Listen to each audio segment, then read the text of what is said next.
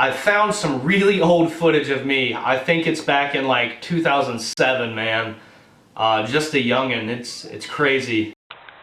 Alright, so we're gonna record a video of my car.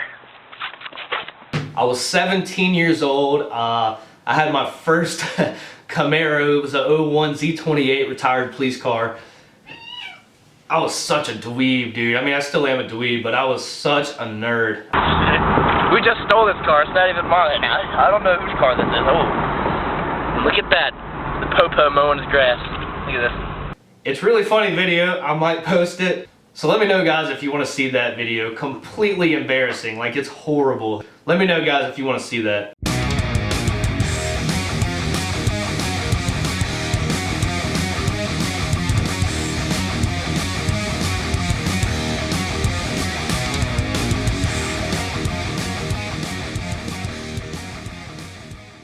Hey guys, what's going on? Jeremy here, back with another video again. I've made a video on this before, but I'm going to kind of go into a little bit more detail, but I've had people ask me what I've done to the car, how much horsepower it makes.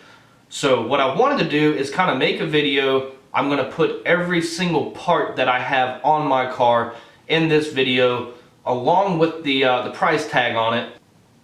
You know, honestly, I do a lot of stuff myself, so I can't really tell you what the labor cost is gonna be on these parts. That's something you guys are gonna have to figure out on your own, but I will tell you exactly what I paid for each part, then I'll give you the final number of what my car puts down at the rear wheels. And I've said it before in other videos, but I just wanna make one video clarifying exactly what I have done on the car, how much power it makes, and maybe what I plan on doing in the future. So also, real quick before I start, I want to go ahead and say I'm not going to list off the very first things I did to the car. Actually I am, but I'm not going to put it in the video with all this other stuff. But basically, I mean, the first thing I ever did to the car, I chopped off the muffler, the resonators, and the secondary cats. And that is the first thing I did to the car. Stock manifolds, all that. Sounded pretty good, nice and deep. And I'll be honest with you, I kind of miss that sound sometimes, because after the long tubes, and no cats, no muffler right now, it's really loud and quite raspy.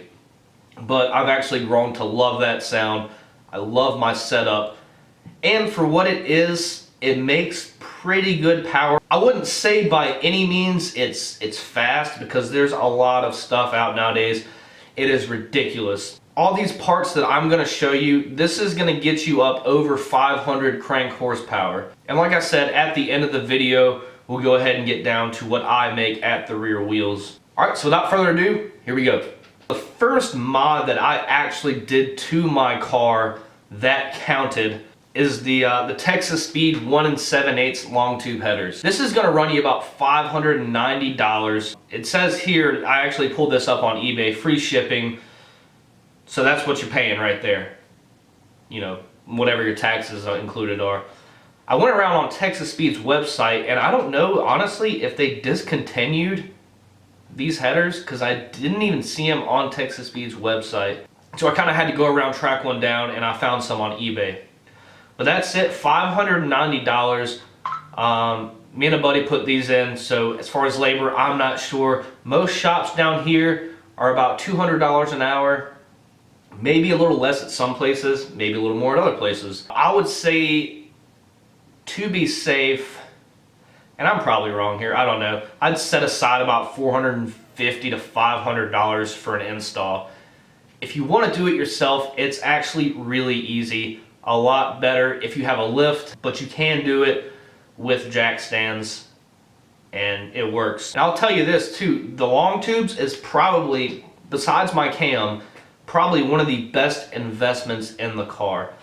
As soon as I went and took it to the dyno, it was ridiculous. You could feel the power, and then after the tune, it was a whole nother car. It really woke the car up, and I was really impressed with it. Now you can look at other brands. I know a lot of people get OBX.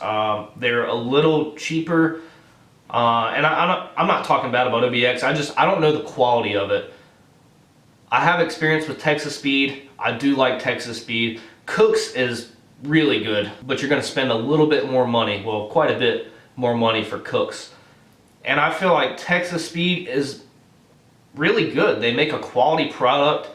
It's perfect for someone like me who's on a budget, who doesn't want to drop, you know, $1,200 on some headers. And this right here on eBay, this is actually a really good deal because you're getting this $590 shipped. When I bought it from Texas Speed, I can't remember, but I think I paid about $800 for these, and I had to pay for shipping, so that was $800 with shipping included, but I did have to pay for shipping on it. If you can find anywhere, there might be some companies that sell this product. You could probably get it there and try and get some free shipping. All right, so after the long tubes, I went ahead, dropped the money, got a cam.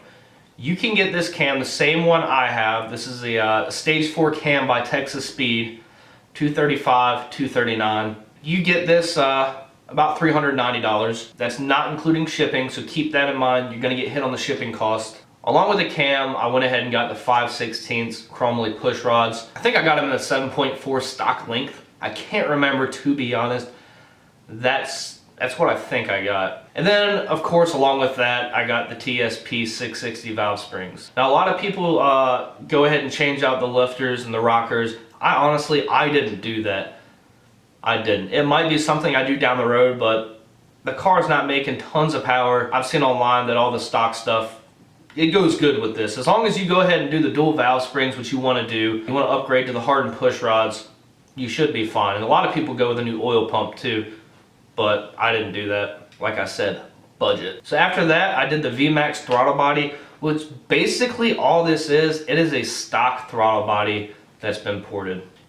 What you do, you can go to their website, you can see right in here, you're gonna have a core charge, which is required. It is $200 and it is refundable. So it's gonna bring your total cost up to $359.95, but you do get that refundable core charge back. And I'll be honest, the throttle felt a little bit snappier, but not a huge difference. Some people swear by this throttle body, but to me, I'll be honest with you, I don't know, I didn't feel a whole lot from it. And I'm sure the power's there, but I didn't feel much. So the next thing I did is went ahead and got the exhaust. Mated with the Texas Speed catless long tubes, the Solo Performance exhaust sounds amazing.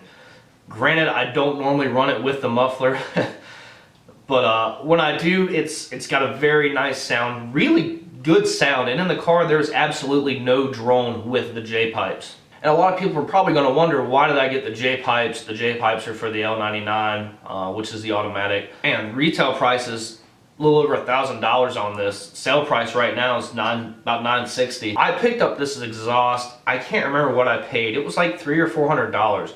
It had been on the car. I bought it from maybe a couple months when I worked over for Chevy. I had one of my customers actually sold me this exhaust. He definitely looked out for me on that, and I love it to this day. It is an awesome exhaust. Solo Performance, they have a really awesome customer service. I actually spoke with a guy, I don't remember his name, but I spoke with a guy before buying this exhaust, and he was really cool. Gave me a lot of information on it, and it's awesome. I love it. It's a really good exhaust. So the last thing I added to the car is the cold air induction's cold air intake.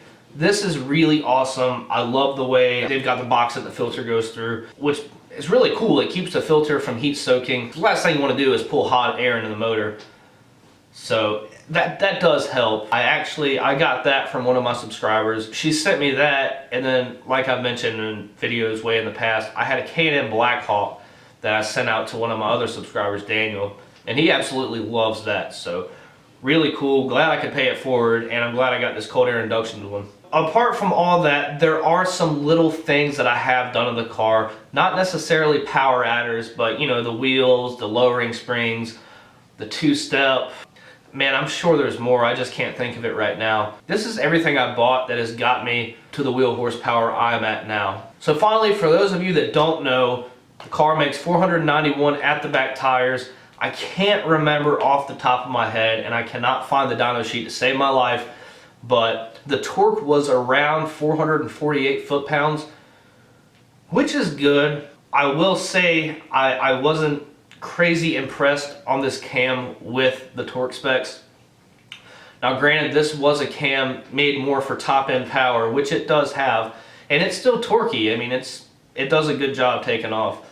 I was just hoping for a little bit more because I see other guys making, and I'm not sure what cams they're running, but they're making about what I'm at, 491. I've seen some at 481, but their torque is up there probably, I think I've seen some about 460, which is really good. I was a little disappointed after I got it back from the dyno, and you know, it is what it is.